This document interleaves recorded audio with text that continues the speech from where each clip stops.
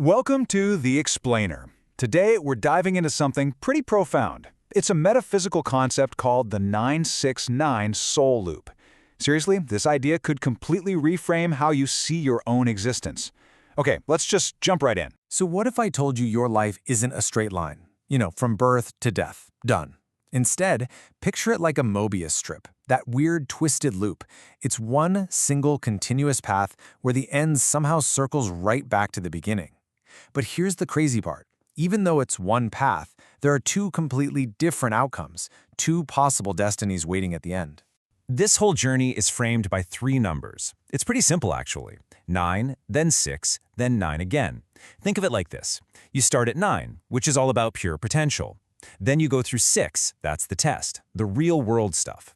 And finally, you return to 9, but it's a totally different 9, one that's been shaped by everything you did during the test. And let's be super clear here. This isn't some abstract theory we're talking about. Nope.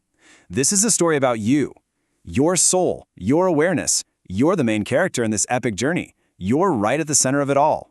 All right, so let's start at the beginning, right? Section 1, the first 9. This is all about the soul's pristine origin. So the source material calls this original state the best form.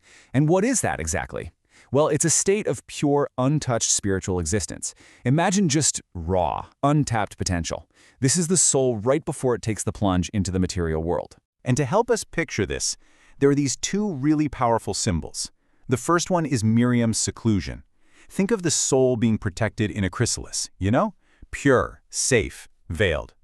The second symbol is Musa's cave. This represents that sacred moment of connection with the divine. That final quiet breath right before the mission, before all the trials of life really kick off. Okay, so from that state of pure potential, the soul moves on. And this brings us to our next section, the 6. This is the descent into the worldly test. And guess what?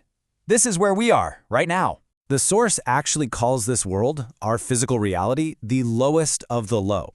Now that sounds harsh, but think about it. It's a realm of trials, of illusions. It's a place where our higher spiritual senses are kind of veiled. And because of that, our ability to choose, that becomes the single most important power we possess. And in this stage, this 6, there's one key player, the Nafs. You can think of it as the self or the ego. It's the part of you that holds all your desires, your beliefs, your choices. This is the part of you that's actually being put to the test right here and now. All right, this is the core of it all, the central choice, pride versus submission. See, every single choice you make, from the tiny ones to the life-altering ones, is actually weaving the fabric of your destiny. And it all boils down to this fundamental conflict inside you. Are you submitting to a higher truth, or are you just submitting to your own self? So let's look at these two inner forces. On one side, you've got the ruh. That's your spirit, right? The divine spark inside you, your connection to the absolute truth. And on the other side, you have the nafs, the self, with all its desires and its ego. The whole test, the entire game, is about which one of these you align with. Will the nafs be purified and team up with the ruh, or will it get corrupted by pride? And these two inner forces naturally lead to two very different paths. You have the path of submission. This is about purification. It's symbolized by things like light and water. It's all about getting that nafs to align with the ruh. Then you have the path of pride. This one's all about corruption, symbolized by fire.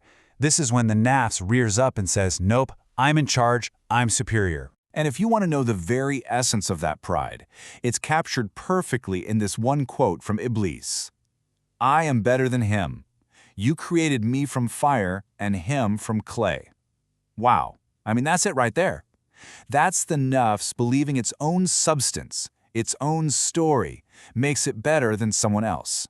It's the ultimate assertion of the self. Okay, so after the whole test of 6 is over, the soul loops back to a state of 9. But hold on, this is not the same 9 we started with. This is the final 9. This is the return and the revealing of the two destinies. Yeah, your final destination is completely defined by the journey. That final 9 is forever shaped, forever woven by the choices you made back in the world of 6. And depending on what you wove, two very, very different destinies are waiting. And this table just lays it all out, crystal clear. On one path, for the prideful, you get the Iblis 9. The return is a prison. The grave becomes a place of confinement, of wrath. The soul is basically just waiting for eternal fire. But for the submitted, you get the Miriam 9. The return is like a chrysalis. It's about purification. The grave is a peaceful state, a barzakh, where the soul waits for paradise. Two totally different outcomes. Okay, but it gets even wilder. The source material suggests a truly fascinating idea. Your choices don't just affect you. They have cosmic consequences. The universe literally expands with every choice you make. Think about this. Every single act of submission, every time you choose truth over ego, you are literally weaving a new dimension of light for your soul. But every act of pride does the exact opposite. It creates a new dimension of darkness, an eternal prison that you, and only you, have built for yourself. So, what's the big takeaway here? It's this, and it's absolutely crucial. The loop is not a trap. It's not some predetermined fate you're stuck in. No way. It's a loom. And you are the weaver. And that, of course, brings us to the final, really provocative question that this whole explainer leaves us with. It's a question that honestly only you can answer for yourself. Which path are you weaving? Are you weaving a path of submission to truth, like Miriam and Musa, creating a reality of light? Or are you weaving a path of self-assumed pride, like Iblis, creating a prison of darkness? The threads are in your hands. The choice, as always, is yours.